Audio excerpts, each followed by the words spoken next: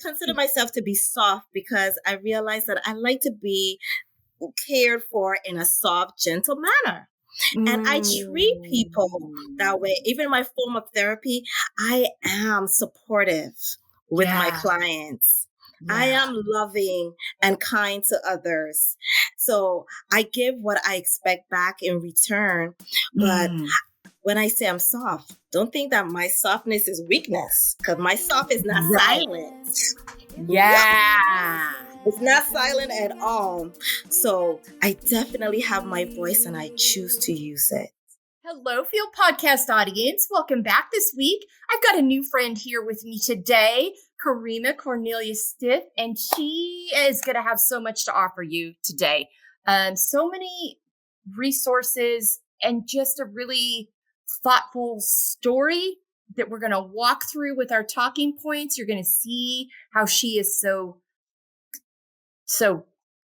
authentically connected to the work she does. And that's going to become very clear as we have this conversation. Karimah describes herself as kind, compassionate, creative, soft. I love that so much. And insightful.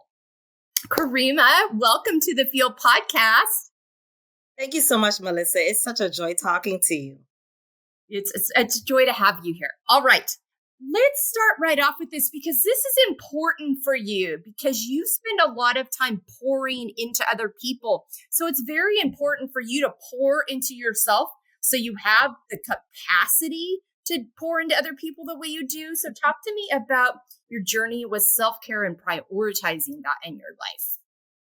So funny enough, Melissa, I just wrapped up last month a women's group that I had the absolute pleasure to witness women expressing themselves in ways. I wanted to create a group that was empowering, and I named it Self-Love Society. Oh, I love that. Oh, that's so good. And the amount of growth for that short time was remarkable, to the point when after we said goodbye, I would spend almost an hour discussing it with the intern because we just enjoyed the group so much. Yeah. And it was all about redefining what self-love and self-care is, and also self-worth. Because so many times the people focus so much on what they're doing and thinking that that is what their self-worth is, and that's not. And neglecting themselves and not realizing that self-care is not about getting your nails done or going to the spa, but that's also a part of our self-love. It's just making time and setting those healthy boundaries for yourself and with your loved ones and even with your coworkers, so you can make time for yourself and everything else that's very important to us. So it was just awesome. And not only did the ladies learn, but I learned too. So it was just a great time of refreshing myself and also learning new techniques to show up in different ways, because this has been such a busy season in my life. I think this year is my year of yes. I think. Oh, wow. I think somehow, I don't know in what capacity, that everything that has come my way in the last couple of months, and I have not turned almost anything down when it came to podcasts, maybe 5 different podcasts back to back. Oh, wow. Speaking at a marriage summit. I said yes to with very little time. I had my own projects for my practice that I was launching, our signature in-person event called Building Bridges. So we did that and launched that 2 weeks after speaking at a marriage summit. And then from the marriage summit, I created my workbook. Because, you know, Melissa, I'm a little bit of an overachiever. So I thought to myself, well, if I'm going to talk to these couples, why wouldn't I give them a little something to encourage them along their journey? So since I am a sex therapist, I wanted them to be encouraged and have little ideas to keep the fire going. And when I turned it in and I surprised the audience, my husband said, baby, this is actually good. You need to stop giving this away. So here I am. You know, I just turned in my manuscript this morning, Melissa. So Oh my I'm, I'm goodness. so excited. I'm so excited. So this is my year of Yeah. yes. But so I've been carving out, not only saying yes to all these different projects and exploding in such a beautiful way professionally, but also making sure that I'm taking time for my marriage. So I'm connecting with my husband, and I'm also taking breaks. So that's also Mm-hmm. important, to make sure that you are able to pause Yeah. and also to feel okay to say no. Yeah. Yes. Because you can do both of those things. You can say yes to those Absolutely. things that feel authentic to you and still put in the boundaries you need to make sure you're showing up the way you want to in those spaces. And I have to laugh because in creating this workbook, and folks, by the time you hear this fall, it's going to be out to the world, and we're going to be featuring that on our Substack Live. So watch out for that. It'll also be linked in our resources page on our website at embracingletters.com. So, but I love that idea of a workbook. I just released an online course on July 1st, and I wasn't intending to create a workbook with it. And a good friend in my beta group that I was running this through before I released it said, this needs a workbook. And I was like, you're right. It does. And I hadn't thought about it because it helps to have those ways to engage that thing in front of you. It's like, you're not just here taking in information, you're here to engage with it. Write down Absolutely. your notes, the things that work with you. But I think so many times when the juices start flowing, we keep saying yes because our creative brains are giving us all these things. But also within that, I understand that I got to a point earlier this week where I'm like, I need to really take some time this weekend and rest because I have been going hard with a lot of yeses and I'm starting to feel it a little bit. I'm starting to feel a little irritable. And I'm like, I violated a few boundaries to get this work done. And now it's time to reinstitute those and get myself back to where I know I need to be in order to show up the way I want to. So you really described that so well, and how we can show up in our own relationships. I can also wholeheartedly relate to the fact that my husband will look at me. He's like, you have to quit giving everything away for free. This is really good stuff. And you have lots of free options, but it's okay to ask people to pay you what you're worth. And so it's so good that we have those partners in our life to remind us of that, because we as women struggle with that. It's And so that true. is part of our self-care too, in knowing that we are in the spaces where it's appropriate, being compensated for what we're putting out into the world. Mm-hmm. I totally Yeah. agree. I wholeheartedly agree. When you think that we are paid so much less just because we are women, and oftentimes we accept it because we don't ask for it. We just don't ask. Yeah. So we have to be bold to ask and know our worth, and just state our price and let it go, because we know that we are providing quality work. Yeah. That there. Oh, so good. You mentioned this already in the confidently setting healthy boundaries piece that I'm going to go into. You do that. You've created that time and space to fill your cup because you know how necessary it is. When did you realize the value of that? So in terms of the need for that and boundaries, is that something you were naturally inclined to, or did you have to learn that? I think I learned that during the pandemic, to tell you the truth. That's when mental health services were needed the most. Sure. That's when at one point I felt as if I was working around the clock. I was happy that my mom was visiting, was before I met my husband. So I was happy that we were quarantining together. And she's like, continue working. And I was just like, I cannot work 24/7. And I had to tell her no. She's like, well, there's nothing else to do. I said, that might be true, but at least I can sit down. We could bake. We could take long drives, because also I need to rest. If I don't rest, then I won't be good to anyone else. So it was a nice reminder of taking time for yourself. It may not be equal, but we also need to take breaks. So I realized the importance of taking my vacations at least quarterly, taking some time off. I work a Yeah. 4-day week, so I may have a hectic work schedule from Monday through Thursday, but Friday, Saturday, Sunday, they're my time to maybe catch up on paperwork. But I really try to just reconnect with my loved ones. So, Yeah. and just take a break for myself. Yeah, absolutely. Such a necessary part of it. And yeah, it's interesting you say where your mom said, because I think generationally, we are unlearning and relearning healthier ways to exist. And for generations before that, in a lot of ways, it was necessary. It didn't feel safe necessarily to not work or not show up. And also there wasn't the language for it. I mean, there's just so many things we are learning about that too. So I think carrying that narrative forward, when I'm here, I'm fully present, but when I leave, then I leave. And exactly. Yeah. And the reason when I leave is so I can be fully present when I'm here, so that how those two really go together. Ah, so good. All right. Taking care of our emotional health, mental health, physical health. You help people do this. You help couples do this. Yes. This, very much a part of your work, but also it's, again, very important to do it for yourself. When did you realize that connection was real? Because we tend to historically, as we've grown up, it's really probably, I would say, just the last 10, 15 years that we've even started discussing the connection between all of those things. We tend to treat them in these different silos. So talk to me about your realization of those connectivity pieces. Well, that came very early because mental health runs in the family. I have two aunts, both sides of the family, who suffered with mental illness.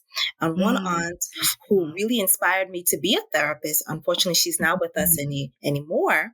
But I realized that when she had a mental breakdown was because she was not attending to her emotional health.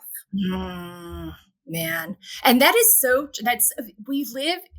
so much silence and shame and stigmas that have gone on with this for years. And we're working so hard to create safer spaces, especially in the line of work that you're in. But even I think across the board, so much of my motivation of doing this is like, we got to talk about this stuff. Absolutely. We got to create safe spaces. We need to make sure women aren't feeling isolated and like without resources, and that they know that, and without the shame and embarrassment and all these things. There's so many of us that have these impacts and these things that we are dealing with, and there's resources available, but you can't access the resources and you can't be given the resources if you don't let anyone know you need the resources. But, taking so many of the stigmas off of these illnesses, off of the diagnoses, knowing what's so many people, when they have the right resources and the right care and support, can live fully healthy, wonderful lives. And so there's so much more possible. But then the sad truth is that so many people who have mental illness, they die. The truth is that so many people who have mental illness die at a much younger age than others who are healthy. Because, for example, my aunt who passed away, she died the same year as my grandmother. My grandmother died at 104. Oh, wow.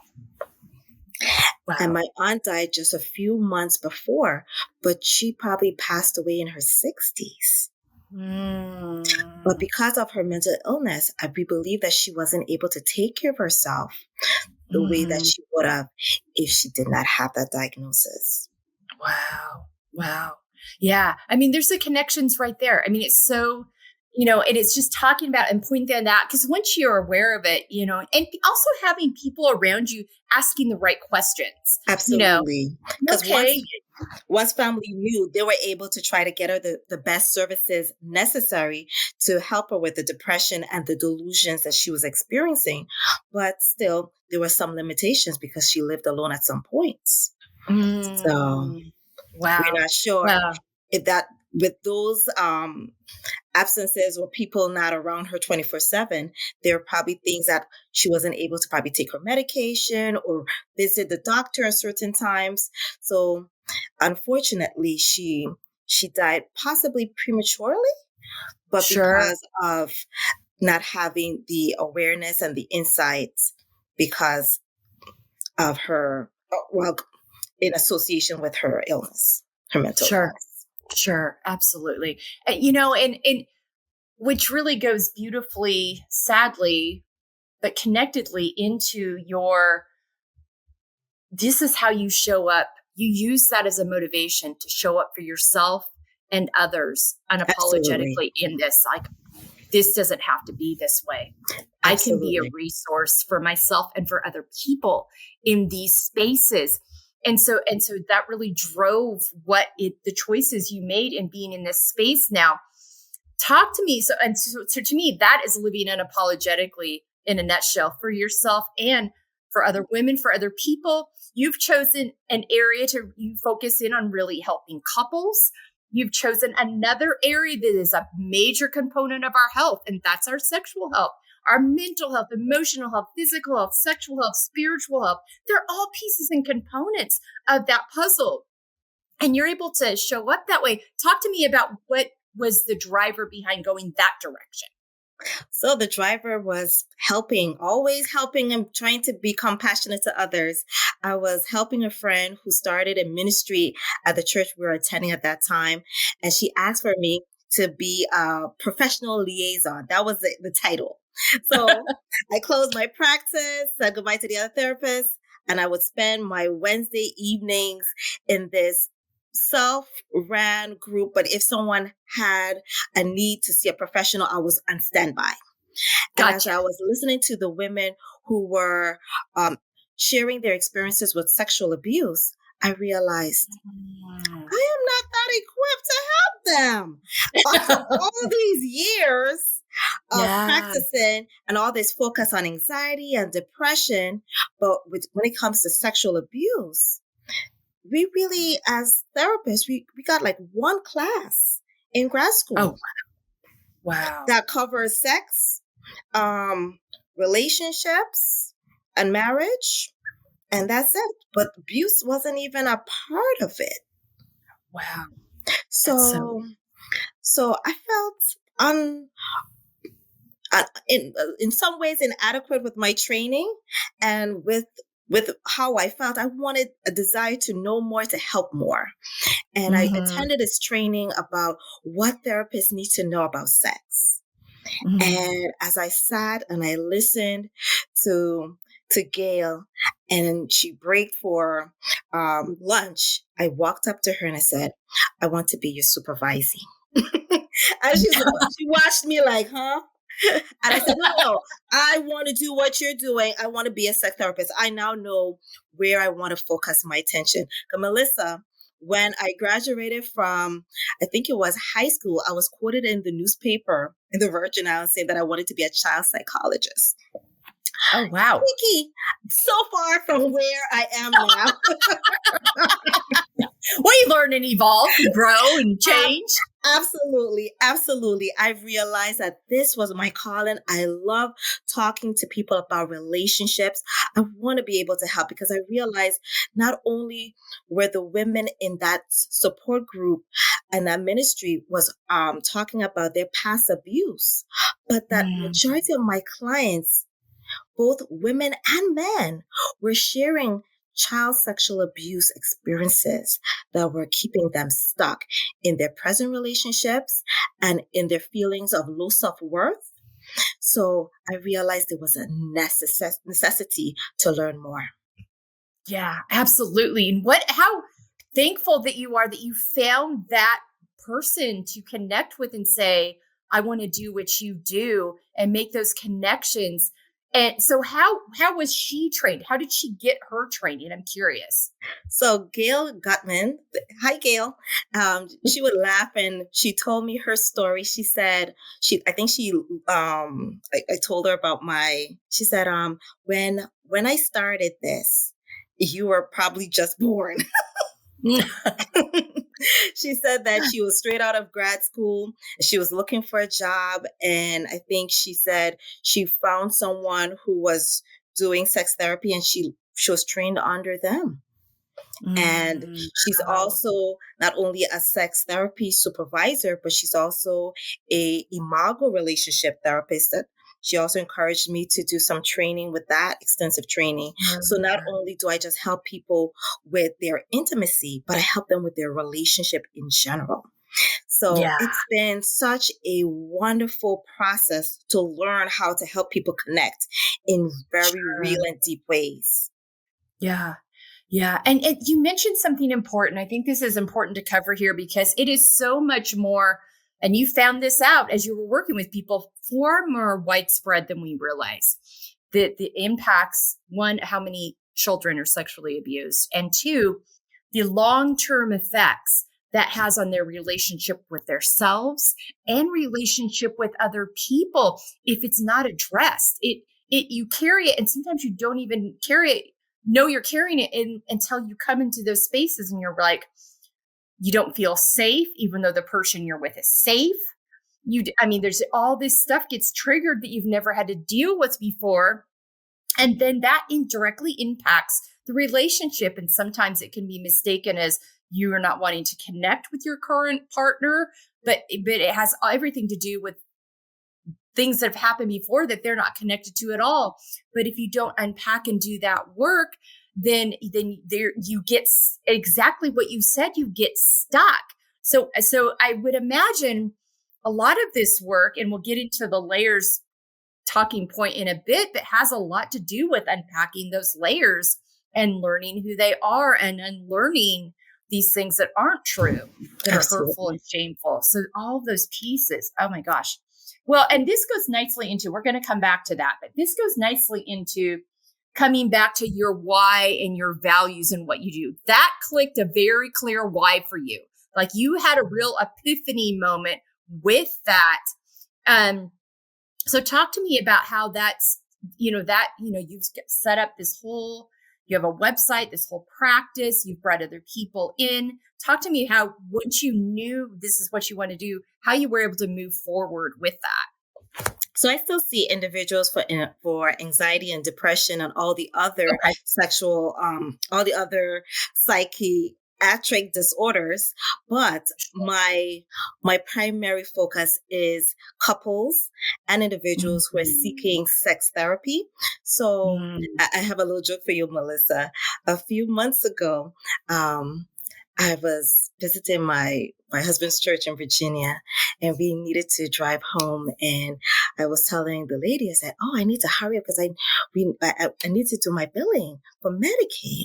And she opened her eyes wide and she leaned forward over the pew and she looked around and she whispered, "Can you bill Medicaid for what you do?"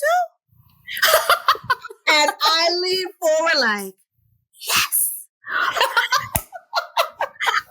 Like, what does she think I do? So I realize, especially people are still uninformed as to what sex therapists do. Yes. I think there is this. And they still feel like they have to whisper about it. Yes, she did.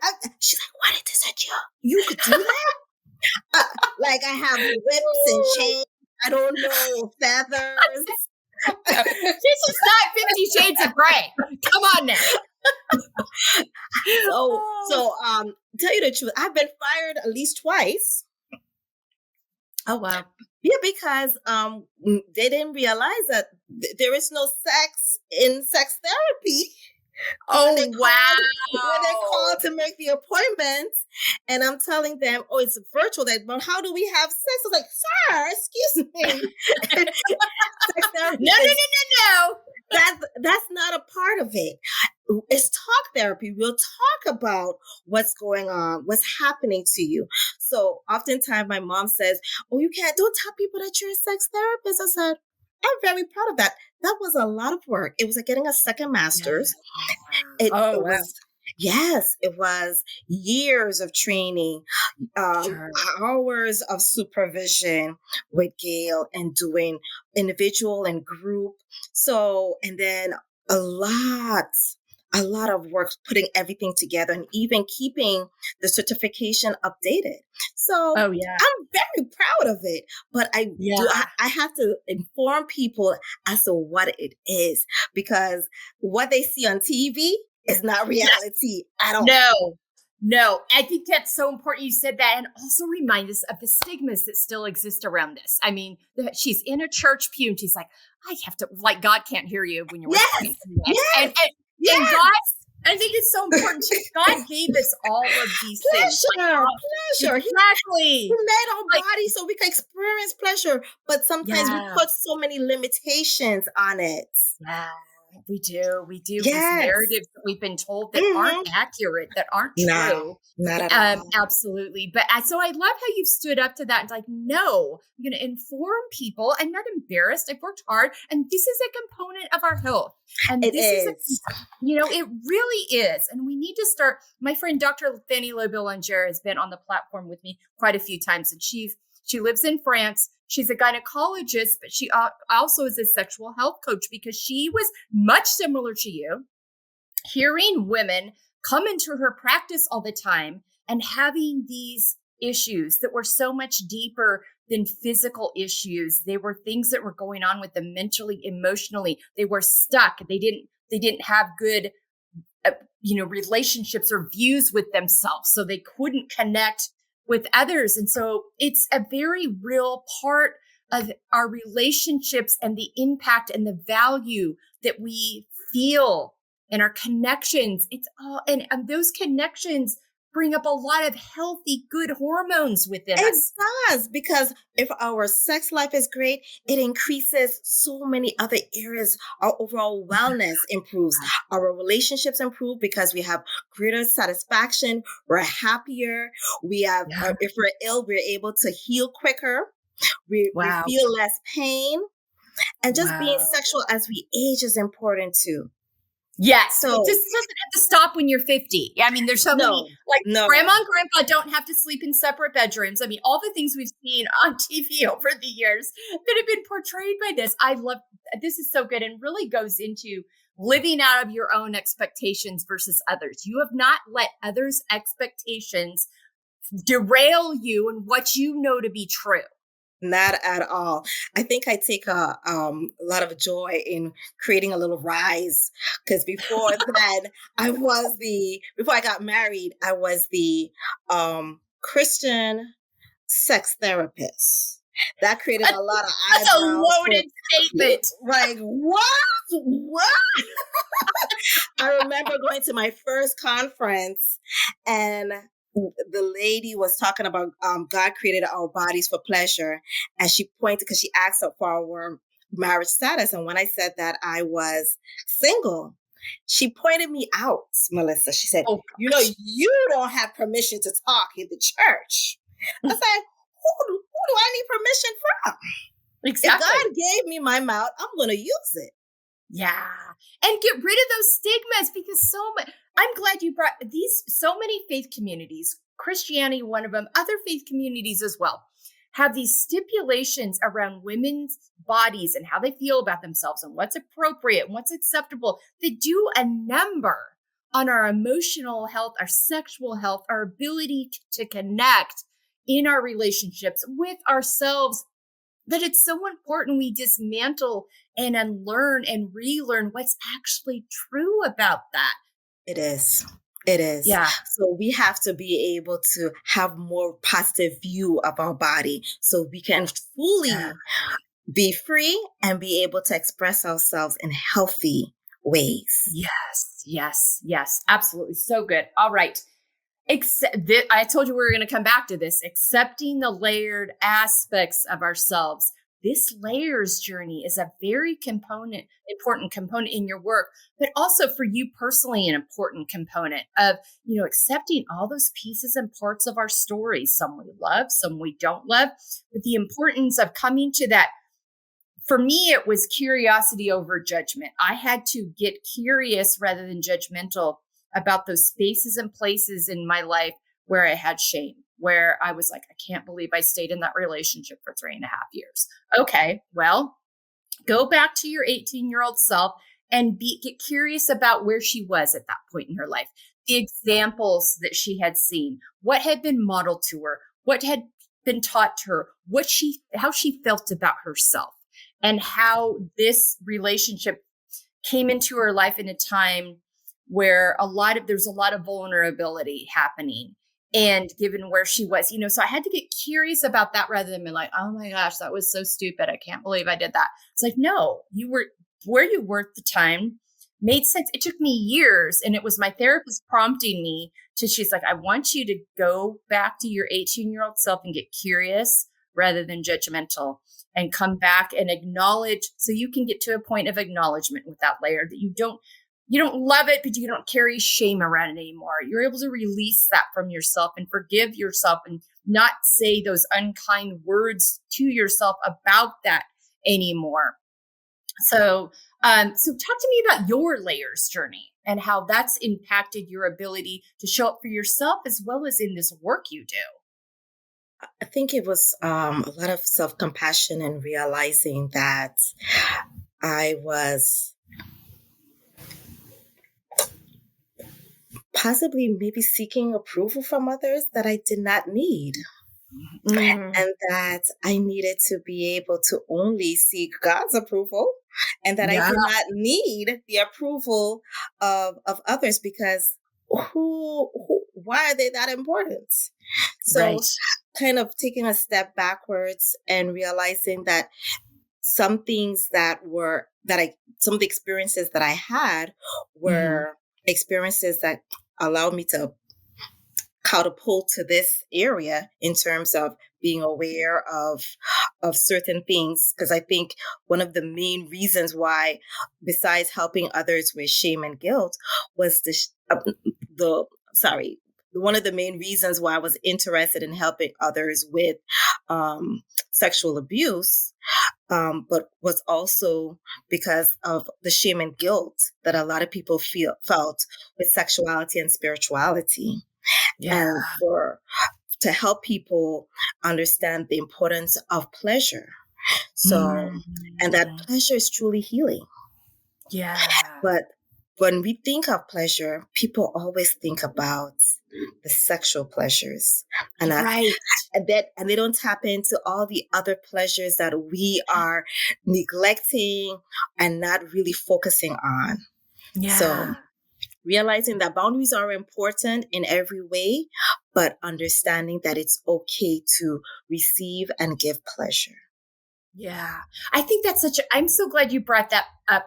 I've talked about this with Fanny before. She uses an example of, she's like, pleasure might look like just enjoying that piece of chocolate, that favorite food, chewing it slowly, tasting it, taking in all the flavors. Yes.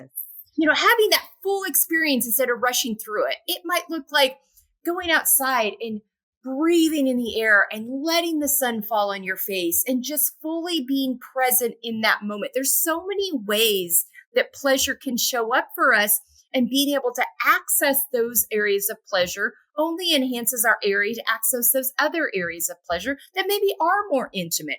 But that's really where the trust piece comes in and the feeling safe piece comes in. I mean, there's so many pieces and components, but to first fully understand all the components of pleasure.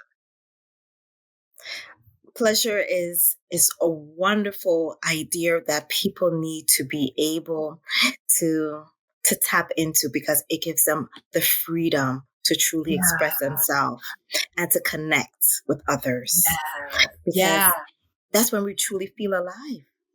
Yes. Yeah. We were built for that kind of connection, and to being able to feel. Talk to me about the role that safety plays in this, like safety in our nervous systems, and talk to me about that piece. So, Melissa, we have two very main and basic needs. One is to connect, and one is to be safe. The question I have for you is, which one you think comes first? Well, I think it's to be safe, because we're going to have a hard time connecting if we're not feeling safe. Absolutely. Yeah. Oftentimes, we have the desire to connect. And a lot of times when individuals are not finding the sexual experiences to be pleasurable is because they never felt emotionally safe or trusted that partner in the first place. So it's going back to tap into the, well, why is it that we are not feeling safe? Maybe we need to create these barriers around who we are letting in to make sure that we are feeling safe first before we connect with these people. And if you don't feel safe, there's a reason. Maybe they're not safe people for you to connect with. Let them go so you can be free to connect with others. Yeah. So safety is very important. Emotional safety. This is something that we focus so much about, allowing couples to understand that your words and your touch is so important to create those bridges and not barriers. Oh, I like that. I love that bridges piece, that bridges. And so much too, I wonder how much is important it is to know each other's stories so you can understand where they've come from and where these connects and disconnects might be happening. Does that play a role too? Absolutely. But then you have to be safe to be transparent and open. So it's knowing your partner, knowing that they are emotionally available, making sure that they are able to respond in kind and loving ways, that they don't re-injure you when you share something that's been traumatic, or minimize it, or even blame you for what you experienced. Wow. Yeah. Because that could be a setback in itself. Sure. And another trauma, really, because it's just reinforcing that false narrative you already have about yourself. But I mean, I think it's so, hurt people, whether they mean to or not, hurt people because they don't have the tools and resources to know how to operate in a healthy way. No, they don't. And that's why I created my workbook. It's called Touch, Talk, Trust. Unlocking the insights to transform your intimacy. So the book captures different scenarios, not just the talk, touch, trust piece and how it's implemented, that you can show it through different ways that we connect. Because when we think of intimacy, oftentimes people only think of sex, but there's so many different forms and layers of intimacy that we need to tap into. But then we also talk about ways in which our intimacy is interrupted if we have an illness. During the change, during perimenopause and menopause, how that's different for relationships, how our intimacy changes during infertility or childbirth. Parents struggling to create that balance. Yeah. That's such a good point, because I've had women on here that have gone through infertility journeys, and also, others that have had miscarriage and those kinds of things. And it becomes very difficult when you have to time things according to in your body where, okay, this is the best chance we have to create, a conception here, and keeping things feeling authentic and not, medicinal. And, you know what I mean? So I think I definitely know what I mean, Melissa. We're still trying to have our addition to the family.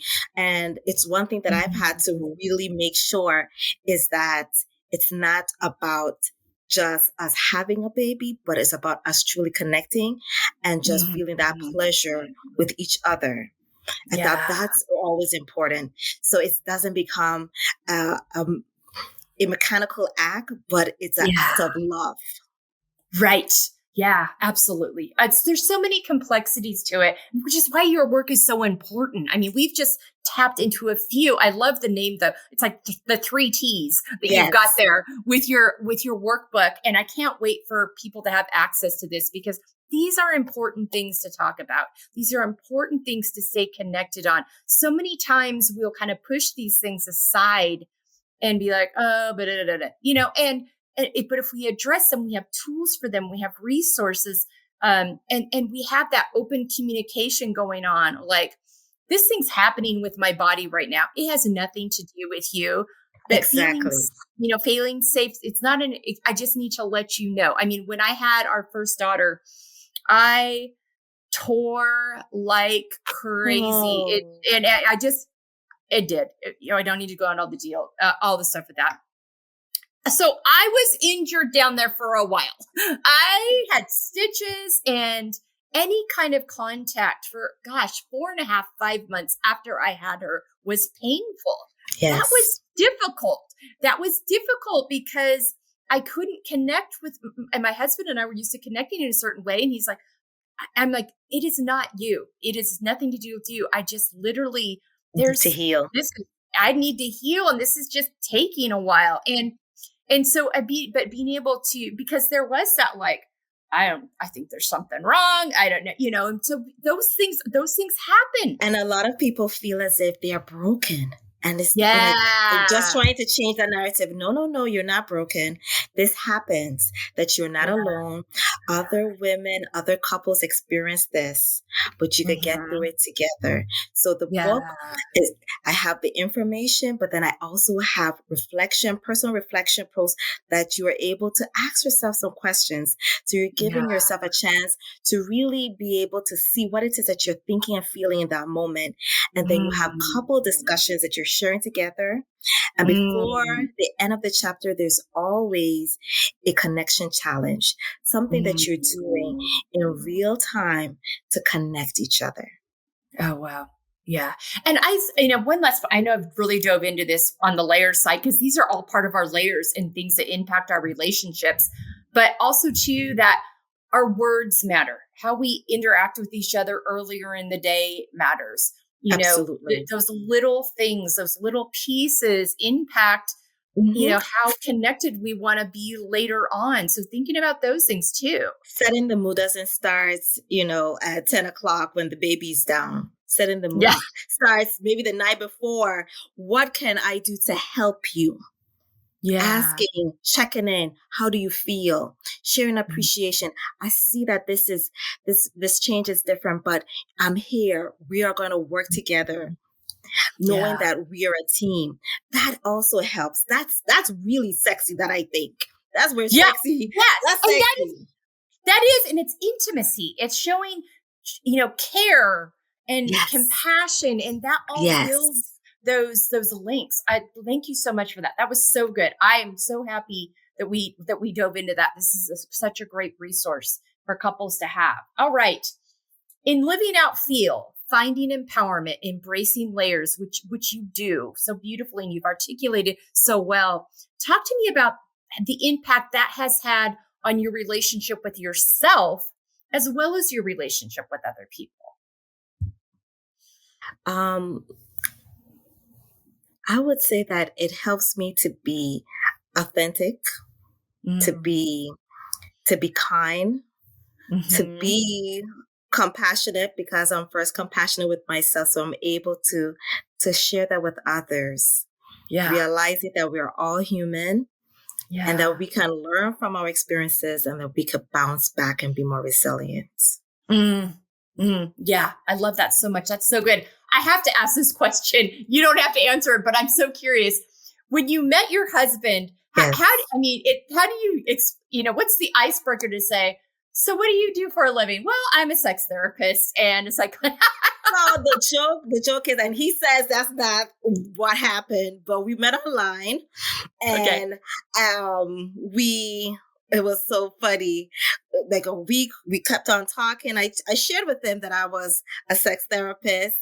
And then I said, I think I need to let him know that I don't have sex with clients. And I remember I said it. I said, I don't have sex with clients. Like, oh yeah, thanks for letting me know, because I was wondering. And now I say it. He's like, I knew better. I said, really?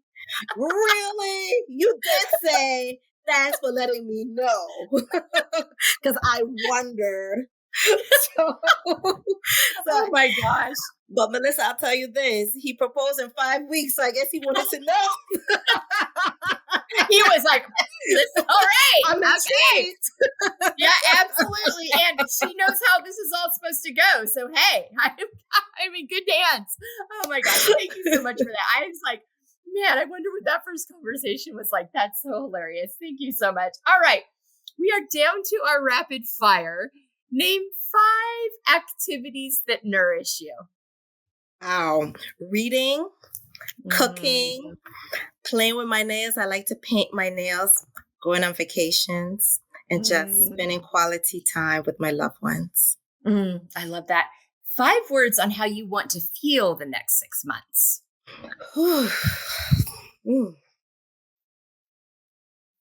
Oh boy, Melissa, 5? Rejuvenated. Inspired.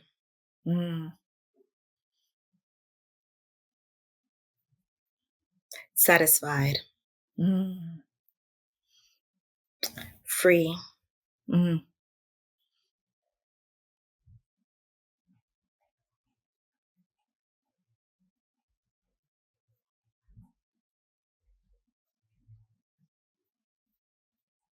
Always jubilant. I love that. That's so good. I knew if you've sat with it for a minute, you one of them. Those are so good. I said I was going to come back to this, and I haven't yet, so I want to revisit your character trait, soft. Say more about that. That just made me feel good when you said it. So people who know me, my favorite color is pink. My wedding colors were pink and pink. That's how feminine I am. And people say, "Oh, Karimah, you're so feminine." But I consider myself to be soft because I realize that I like to be cared for in a soft, gentle manner. And I treat people that way. Even in my form of therapy, I am supportive with my clients. I am loving and kind to others. So I give what I expect back in return. But when I say I'm soft, don't think that my softness is weakness, because my soft is not silent. Yeah. It's not silent at all. So I definitely have my voice and I choose to use it. Oh, I love that. Thank you for that. That is such a good definition of soft. I love how you articulated that. Oh, that's one of my favorite things I've ever heard out of a character trait. Thank you so much for sharing that, because soft is strong. Soft is kind. And it's important for us to understand the nuance that we can feel within that. And sometimes we will just take something and take it in one direction. I'm like, there's so much more in that. But don't limit yourself. Yeah. Oh, I love it so much. Oh, Karimah, this has been so much fun. I've loved our conversation. Let people know where they can find you and follow you. Sure. You can find me on a new reflection for you at gmail.com. You can send me an email. You can also look us up at New Reflections Therapeutic Services. The website is a newreflectionforyou.com. And also you could find me on Instagram. I post on every Wednesday, my Willing Wednesday post, which is a little inspirational tidbit to keep you thinking about ways in which you can improve your relationship. Just asking you, are you willing? So that's at New Reflection for You on Instagram. Okay. Thank you so much, Melissa. Absolutely. And that's going to all be on our resources page on our website at embracinglayers.com. So listeners, you're going to have access to all of that. Karimah, you are a joy. Thank you so much. You are jubilant. Thank you. And I've enjoyed this so much. You just are, I love how you show up in the world, so aligned and in belief with who you are and what you're about and what your why and your values are, how you connect with people. We need so much. That's such an important part that we need in this world. And you're a breath of fresh air. And so I'm so thankful that we cross paths and we're able to connect. Listeners, boy, I think about that character trait this week in yourselves that maybe you have a limiting belief around, or maybe you haven't tapped into, and really tap into that, knowing who you are, being able to define yourself and connect with, because that will allow you to know what connects with you, how you can connect with other people, the kind of people that feel safe for you. There's so much value in all of that. Karimah, is there any last thoughts you'd like to leave with our listeners?